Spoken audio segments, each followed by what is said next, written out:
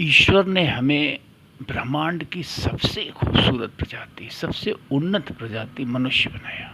अब तक की नोन जितनी भी प्रजातियां हैं उनमें हम मनुष्य सबसे श्रेष्ठ हैं। फिर भी हम आभार नहीं व्यक्त करते हैं अपने उस ईश्वर का, अपने उस प्रकृति का, अपने उस रचनाकार का, जिसने हमें इतना सुंदर जीवन दिया मनुष्य योनि में, मनुष्य स्वरूप में, in the disguise of human body.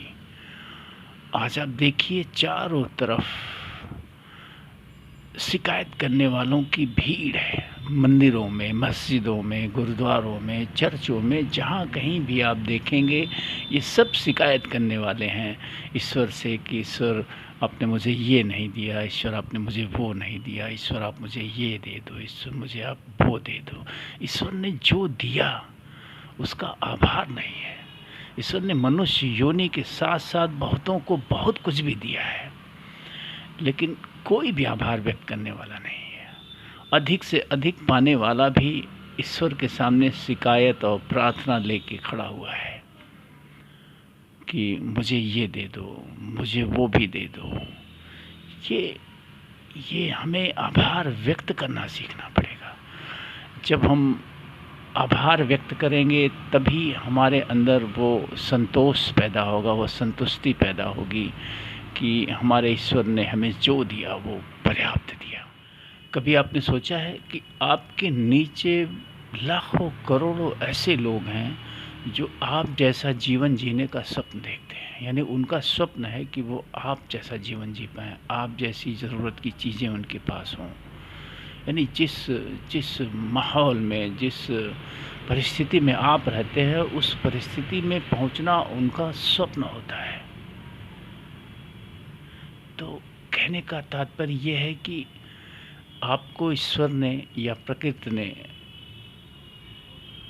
जो कुछ दिया है हमें उससे संतुष्ट होने की ज़रूरत है, हमें उसके लिए आभार व्यक्त करने की ज़रूरत है। और सबसे बड़ी बात, उसने क्या दिया क्या नहीं दिया ये तो अलग का विषय है।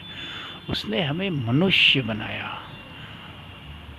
ये सबसे बड़ी चीज़ है।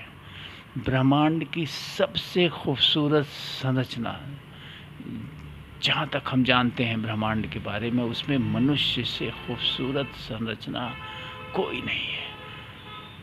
उसने हमें इतनी खूबसूरत मानव शरीर में जो है पैदा किया। अगर हम अपने इस सौंदर्य को न समझ पाएँ, न देख पाएँ, हम अपने आप को शैतान बना लें, हम अपने आप को राक्षस बना लें, तो इसमें उस रचनाकार का कहाँ दोष है?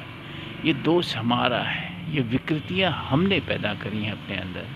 इस विकृति में उसका कोई दोष नहीं है। तो आभार व्यक्त करना सीखिए।